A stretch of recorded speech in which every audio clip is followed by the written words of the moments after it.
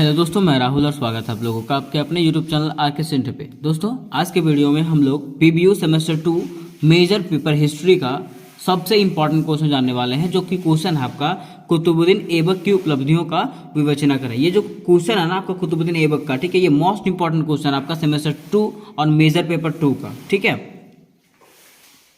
तो आज की वीडियो में हम लोग क्या करेंगे, ये क्वेश्चन जो है ना कुतुबुद्दीन ऐबक की उपलब्धियां, ठीक है, इसको हम लोग डील करेंगे कि क्या क्या उपलब्धियां थी कुतुबुद्दीन ऐबक की, ठीक है। तो सबसे पहले क्या करते हैं दोस्तों, सबसे पहले हम लोग जानते हैं कुतुबुद्दीन ऐबक के बारे में कि आखिर कुतुबुद्दीन ऐबक था कौन। जैसे मान लीजिए कि अगर आपको कोई भी क्वेश्चन दिया जाता है, ठीक है, तो सबसे पहले उसके बारे में जानने का प्रयास कीजिए, उसके बाद उसके उपलब्धियों को समझेंगे। तब सबसे पहले क्या किसके बारे में समझेंगे, कुतुबुद्दीन ऐबक के बारे में समझेंगे कि आखिर कुतुबुद्दीन ऐबक था कौन। देखिए, अगर कुतुबुद्दीन ऐबक की कहानी के बारे में जानना चाहे तो कुतुबुद्दीन ऐबक जो था ना, एक ऐसा शासक था जो दिल्ली सल्तनत का संस्थापक था। क्या था? दिल्ली सल्तनत का संस्थापक था और गुलाम वंश का जो था ना पहला सुल्तान बना था। ये कौन? कुतुबुद्दीन ऐबक, ठीक है। ये कहानी आपको बताया जा रहा है, ठीक है। अब देखिए, अगर बात करें कुतुबुद्दीन ऐबक का, तो कुतुबुद्दीन ऐबक जो था ना गौरी साम्राज्य, मोहम्मद गौरी का आप नाम जानते ही होंगे। तो मोहम्मद गौरी का ये क्या था? गुलाम था, ठीक है। और इन लोगों को जो था ना, कुतुबुद्दीन ऐबक के गुलाम वंश लोगों को इसलिए खरीदा जाता था ताकि वो सैनिक का क्या कर सके? सेवा कर सके, सैनिकों का सेवा कर सके। लेकिन धीरे धीरे कुतुबुद्दीन ऐबक ने क्या किया, मोहम्मद गौरी से नजदीकियां बढ़ाना चालू कर दी, नजदीकियां बढ़ाना चालू कर दी। उसके साथ साथ उसके सैन्य अभियानों में भाग लेना चालू कर दिया, ठीक है। और जब सैन्य अभियान में भाग लेना चालू किया ना, तो धीरे धीरे उसने क्या किया, अपने क्षमता को दर्शाना शुरू किया, क्षमता को कि हाँ, हम हर चीज में क्या है, सक्षम है, ठीक है। तो देखो हुआ क्या कि एक बार जो है एक युद्ध में जो है ना, कुतुबुद्दीन ऐबक जो है मोहम्मद गौरी की तरफ से लड़ता है, ठीक है। जब लड़ता है ना, तो वो एक योग्य शासक के रूप में उभर के सामने आता है, ठीक है। योग्य मतलब अच्छा कार्य करता है वो, कौन? कुतुबुद्दीन ऐबक, ठीक है। तब से जो है मोहम्मद गौरी का ध्यान इसके ऊपर चला जाता है, कुतुबुद्दीन ऐबक के ऊपर, ठीक है। और धीरे धीरे जो है उसको एक साम्राज्य का राजा बनाया गया, ठीक है। धीरे धीरे जो है ना वो पूरे साम्राज्य का राजा बन गया, कौन? कुतुबुद्दीन ऐबक, ठीक है। लेकिन अभी ये तो आपको शॉर्ट में बता दिया गया ना, लेकिन अब हम लोग जानेंगे इसको डिटेल से कि क्या था और क्या नहीं था। पहले इसका परिचय जानेंगे, परिचय के बाद इसके उपलब्धियों को हम लोग समझेंगे, ठीक है। तो चलिए जानते हैं सबसे पहले कि कुतुबुद्दीन ऐबक का परिचय की उपलब्धियां जो थी इसकी, उसमें उसका परिचय का क्या भूमिका था। सबसे पहले कुतुबुद्दीन था कौन, इसको हम लोग जानेंगे, ठीक है। तो चलिए स्टार्ट करते हैं। देखिए दोस्तों, क्वेश्चन आपका क्या है, कुतुबुद्दीन ऐबक की उपलब्धियां की विवेचना करें, ठीक है। सबसे पहले हम लोग जानेंगे कुतुबुद्दीन ऐबक। अब देखिए, कुतुबुद्दीन ऐबक जाने पहले सबसे पहले हम लोग क्या लिखेंगे आंसर में? परिचय लिखेंगे। क्या लिखेंगे? इसका परिचय लिखेंगे। अब देखिए, परिचय में क्या बताया गया, आपको देखते जाना और समझते जाना, समझ जाइएगा, आपको खाली देख के ही समझ जाइएगा। देखिए लिखा हुआ, कुतुबुद्दीन ऐबक दिल्ली सल्तनत का संस्थापक और गुलाम वंश का पहला सुल्तान था। जैसा कि आपको बताए थे, कुतुबुद्दीन ऐबक कौन था? दिल्ली सल्तनत का संस्थापक था और गुलाम वंश का पहला सुल्तान था। ये कौन? कुतुबुद्दीन ऐबक। अगर इसके जन्म की बात करें तो इसका जन्म कब हुआ था? 1150 ईस्वी में तुर्किस्तान में हुआ था। कहां हुआ था? तुर्किस्तान में हुआ था।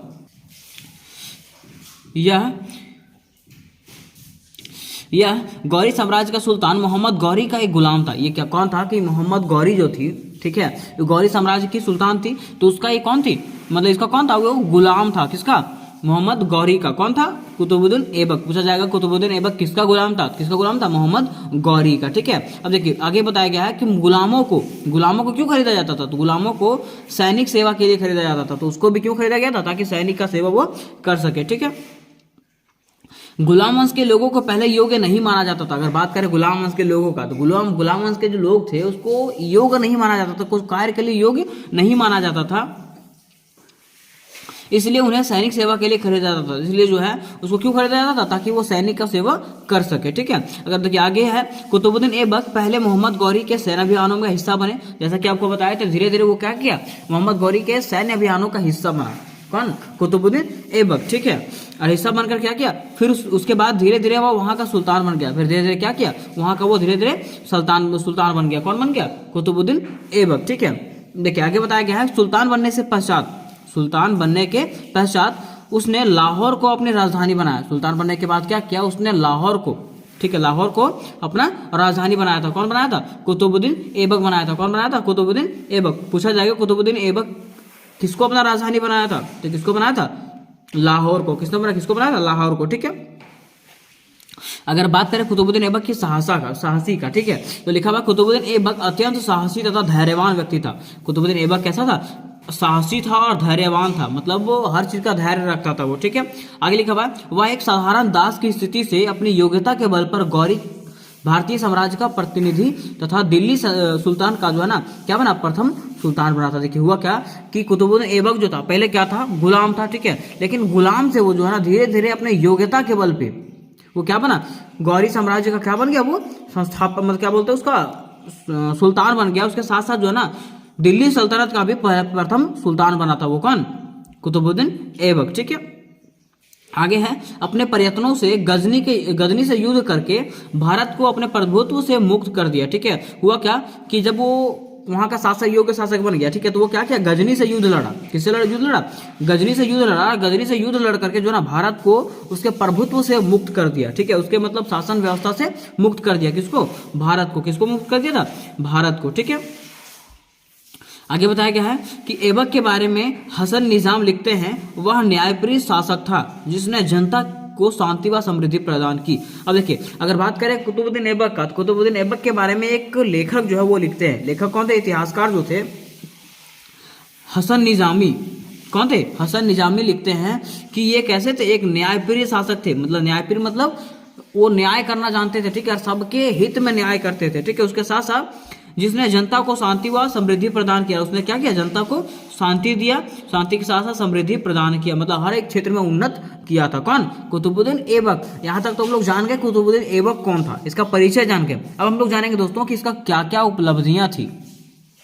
अब देखिए दोस्तों, अगर हम लोग बात करें कुतुबुद्दीन ऐबक की उपलब्धियां, किसकी, कुतुबुद्दीन ऐबक की उपलब्धियां की, ठीक है। तो कुतुबुद्दीन ऐबक की उपलब्धियां जो है ना निम्नलिखित है। आपको बिल्कुल सेम तरीके से लिखना है क्योंकि आप लोग को नंबर गेन करना है, ठीक है। अगर वहां पे बढ़िया तरीके से नहीं लिखिएगा तो नंबर आपको मिलेगा नहीं। अगर मान लीजिए 10 नंबर का है तो कम से कम 9 नंबर तो जरूर आना चाहिए, ठीक है, 8 नंबर तो जरूर आना चाहिए, लेकिन अगर ऐसे लिखिएगा तब, ठीक है। देखिए लिखा हुआ कुतुबुद्दीन ऐबक की उपलब्धियां निम्नलिखित है। निम्नलिखित है कुतुबुद्दीन ऐबक की उपलब्धियां, क्या क्या उपलब्धि थे वो यहाँ पे बताया गया। तो पहला उसका उपलब्धि था योग्य शासक। अगर हम लोग कुतुबुद्दीन ऐबक की बात करें, जब वो शासक बना तो वो एक योग्य शासक के रूप में उभर करके सामने आया था। कौन, कुतुबुद्दीन ऐबक, ठीक है। जैसे यहाँ पे लिखा हुआ है कुतुबुद्दीन ऐबक एक योग्य शासक था। कुतुबुद्दीन ऐबक कैसा था, एक योग्य शासक था क्योंकि वह मोहम्मद गौरी का दास था। क्योंकि वह क्या था, मोहम्मद गौरी का दास था, लेकिन अपनी योग्यता के बल पर, लेकिन क्या किया था वो, अपनी योग्यता के बल पर पूरे दिल्ली को अपना साम्राज्य बना लिया था। पूरे दिल्ली को अपना साम्राज्य बना लिया था, पूरे दिल्ली में अपना वर्चस्व बढ़ा लिया था। ये कौन, कुतुबुद्दीन ऐबक, ठीक है। लिखा क्या कि हुआ यूं कि जब गौरी ने भारत पर आक्रमण किया तो कुतुबुद्दीन ऐबक भी उसके साथ भारत आया था। जब हुआ क्या कि जब गौरी, मोहम्मद गौरी जो थी भारत पर आक्रमण की थी, ठीक है, तो उसके साथ साथ कुतुबुद्दीन ऐबक भी वहां पे आया था। कहां पे, भारत आया था, ठीक है, और उसके सारे युद्धों में भाग लिया था। और मोहम्मद गौरी का जितना भी युद्ध था ना भारत के प्रति, ठीक है, भारत के लिए जितना भी युद्ध की थी उस सारे युद्धों में कौन भाग लिया था, कुतुबुद्दीन ऐबक भाग लिया था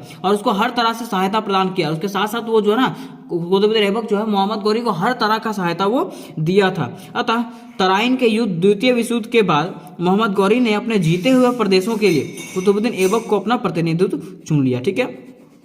अब लास्ट में क्या हुआ कि जब मोहम्मद गौरी जीत गई, ठीक है, जब मोहम्मद गौरी वहां पे जीत गए तो मोहम्मद गौरी जीतने के बाद क्या की, वहां का जो जीता हुआ साम्राज्य था, जीता हुआ जो राज्य था, उसके लिए शासक को किसको नियुक्त कर दी, कुतुबुद्दीन ऐबक को, ठीक है। कुतुबुद्दीन ऐबक को वहां का शासक वो नियुक्त कर दी। कौन, मोहम्मद गौरी। इस प्रकार से हम लोग को पता चलता है ना कि कुतुबुद्दीन ऐबक क्या था, एक योग्य शासक के रूप में उभर करके सामने आया था, ठीक है। देखिए यहां तक आपका पहला पॉइंट खत्म हो गया कि योग्य शासक वाला। दूसरा पॉइंट में हम लोग आएंगे कि तुर्की सरदारों की सहायता। क्या हुआ, तुर्की सरदारों की सहायता। अब जानते हैं कि दूसरा पॉइंट में क्या लिखा है, तुर्की सरदारों की सहायता वो किस प्रकार से किया था, इसमें क्या बताया गया है। देखिए यहाँ पे तुर्की सरदारों की सहायता का कहने का मतलब ये था ना कि देखिए कुतुबुद्दीन ऐबक जो था, जब वहाँ का क्या वो था, वहाँ का साम्राज्य मतलब राज्य स्थापित किया था वहाँ पे, ठीक है। और जब वहाँ का वो सम्राट बना था, सम्राट बनने के बाद वो क्या किया था कि वहाँ के तुर्की सरदारों को, किसको, तुर्की सरदारों को क्या किया था, वो अपने अधीन में कर लिया था। कौन कर लिया था, कुतुबुद्दीन ऐबक, ठीक है। और अपने अधीन में करने के बाद वो क्या किया था, वहां पे मतलब जो है ना विवाह संबंध बनाने लगा वो, ठीक है, विवाह संबंध बनाने लगा, ठीक है, जिससे उसकी स्थिति जो था ना थोड़ा सा और सुदृढ़ होती गई। किसका, कुतुबुद्दीन ऐबक का। वहां के जो लोग थे ना उसका भी साथ देने लगे। किसका, कुतुबुद्दीन ऐबक का। देखिए यहाँ पे लिखा हुआ है पूरे भारत में अपना अधिकार स्थापित करने के लिए ऐबक ने प्रमुख तुर्की सरदारों को अपने अधीन में कर लिया। हुआ क्या कि पूरे भारत में अपना अधिकार स्थापित करने के लिए क्या किया था, कुतुबुद्दीन ऐबक ने प्रमुख तुर्की सरदार जो था उसको अपने अधीन में कर लिया था। कौन? कुतुबुद्दीन ऐबक। ठीक है, उसके साथ साथ विवाह करने के कारण, और उसके बाद क्या हुआ कि विवाह करने के कारण उसकी स्थिति और सुदृढ़ हो गई। और क्या क्या वो उनके बेटी के साथ, उनके बहन के साथ वो विवाह करना प्रारंभ कर दिया। ठीक है, जब विवाह करना प्रारंभ कर दिया तो उनसे उन्हें क्या हुआ, रिश्ता मजबूत होते गया। ठीक है, उसके बाद क्या किया, उसके बाद ऐबक ने अपनी बहन कुबाचा से क्या, मतलब अपनी बहन का विवाह जो था ना कुबाचा से करवा दिया। किससे करवा दिया? कुबाचा से करवा दिया। ठीक है, उसके बाद क्या हुआ कि ताकि कुबाचा की तरफ से जो मुझे भारत पर अधिकार करने का जो परेशानी हो रहा था, ठीक है, मतलब हुआ क्या था कि जब वो भारत पे आक्रमण करना चाह रहा था ना, भारत पे अपना अधिकार जमाना चाह रहा था, तो कुबाचा जो है ना उसमें क्या बन रहा था, बाधा डाल रहा था। ठीक है, तो वो सोचा कि अगर हम कुबाचा से अपने बहन का शादी करवा देते हैं तो वो क्या हो जाएगा, मतलब मेरे तरफ हो जाएगा। ठीक है, तो इसलिए वो क्या किया था, अपनी बहन से कुबाचा का शादी करवा देता ताकि भारत पर अधिकार करने में उसको कोई प्रॉब्लम ना हो। ठीक है, ये उसका दूसरा उपलब्धि था। ठीक है, क्या था? तुर्की सरदारों की सहायता। अब तीसरा उपलब्धि का बात करते हैं। अब देखिए उसका अगर तीसरा उपलब्धि की बात करें तो तीसरा उपलब्धि क्या था उसका, कि अल्दूज का दमन एवं गजनी से संबंध विच्छेद। अब अल्दूज यहाँ पे कौन था? ठीक है, तो अल्दूज जो था ना मोहम्मद गौरी के सेनापतियों में से एक था। क्या था? सेनापतियों में से एक था। वो क्या किया था, जो गजनी पे क्या किया था, गजनी पे जो है ना अपना क्या कर लिया था, वर्चस्व बना लिया था, अपने कब्जे में ले लिया था गजनी को। कौन? अल्दूज। ठीक है, और उसके बाद जब क्या हुआ कि अल्दूज उसको कब्जे में ले लिया गजनी को, तो उसके बाद जो है ना वो कुतुबुद्दीन ऐबक को, अल्दूज जो है कुतुबुद्दीन ऐबक को अपना क्या मानता था, अधीन मानता था कि कुतुबुद्दीन ऐबक भी क्या है, मेरा ही गुलाम है। क्या है? मेरा ही गुलाम है। ठीक है, अब जब वो अल्दूज जो है गजनी में अपना आक्रमण कर लिया, ठीक है, और अपना अधिकार जमा लिया, तो गजनी के जो लोग हैं ना वो क्या हो गए, विरोध पे उतर गए। ठीक है, और यही विरोध का फायदा उठा करके कुतुबुद्दीन ऐबक क्या किया, इस पे हमला कर दिया। किस पे? अल्दूज पे हमला करके फिर से वो गजनी को वापस ले लिया था। कौन? कुतुबुद्दीन ऐबक। इसमें वही बताया गया कि मोहम्मद गौरी के 3 सेनापतियों में से एक अल्दूज ने गजनी को अपने कब्जे में करने में सफल रहा। क्या बताया गया कि मोहम्मद गौरी के 3 सेनापति, ठीक है, इसमें से अल्दूज ने क्या किया, गजनी पे क्या किया था, अपना कब्जा कर लिया था। क्या कर लिया था? अपना कब्जा कर लिया था, जो कि ऐबक को अपने अधीन मानता था, जो क्या मानता था, कुतुबुद्दीन ऐबक को भी अपना गुलाम मानता था वो। ठीक है, उसके बाद वो यहाँ रुका नहीं, अल्दूज जो है यहाँ पे रुका नहीं। ठीक है, उसने क्या किया कि 1208 ईस्वी में अल्दूज ने फिर से मुल्तान पर, कहाँ पर? मुल्तान, पहले तो वो गजनी पे किया था, फिर दोबारा जो है ना मुल्तान पर आक्रमण करके, ठीक है, मुल्तान पर आक्रमण करके उसको अपने अधीन में कर लिया। किसको? मुल्तान को अपने आक्रमण अधीन कर लिया था। कौन? अल्दूज। कौन कर लिया था? अल्दूज कर लिया था। ठीक है, जिसके बाद ऐबक ने क्या किया कि गजनी के निवासियों के असंतोष का लाभ उठा करके अल्दूज से गजनी को वापस छीन लिया। किसको?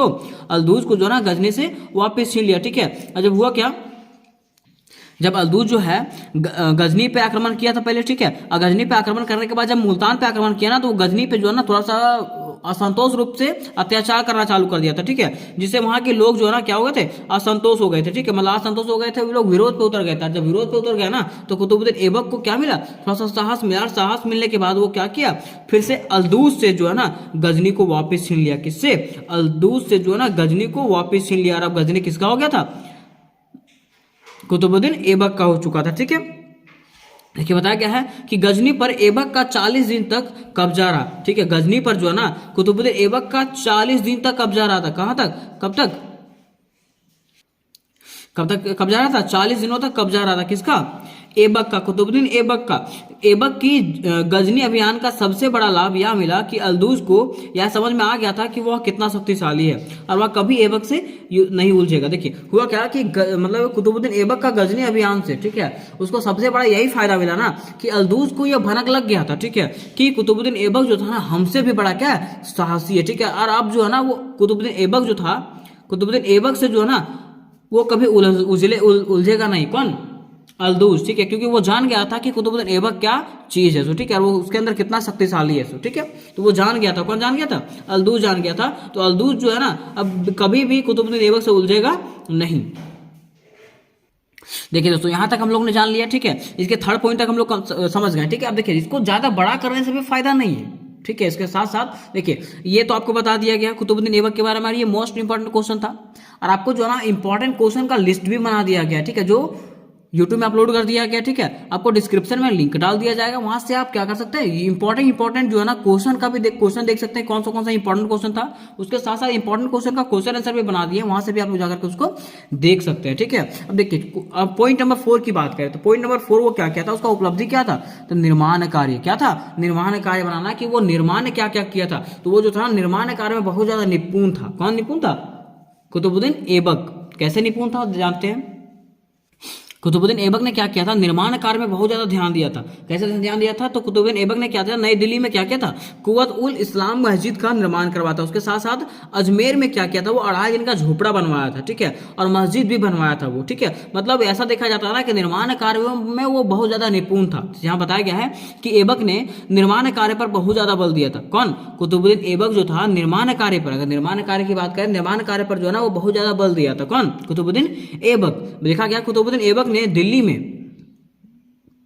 कुव्वत उल इस्लाम मस्जिद तथा अजमेर में 2.5 दिन का झोपड़ा बनाया था। कौन बनाया था, कुतुबुद्दीन ऐबक बनाया था। पूछा जाएगा 2.5 दिन का झोपड़ा किसने बनवाया था, किसने बनवाया था, कुतुबुद्दीन ऐबक ने बनवाया था, ठीक है। आगे लिखा हुआ है, इसके साथ साथ प्रसिद्ध कुतुब मीनार का निर्माण भी ऐबक से शुरू किया गया था। मतलब अगर बात करें कुतुब मीनार का, किसका, कुतुब मीनार का, तो इसका भी निर्माण जो है ना किससे शुरू हुआ था, कुतुबुद्दीन ऐबक से ही शुरू हुआ था, ठीक है। यहां तक आपका पॉइंट नंबर 4 खत्म होता है, ठीक है। इसको ज्यादा लंबा भी करने का जरूरत नहीं है। अब हम लोग बढ़ते हैं इसको निष्कर्ष की तरफ।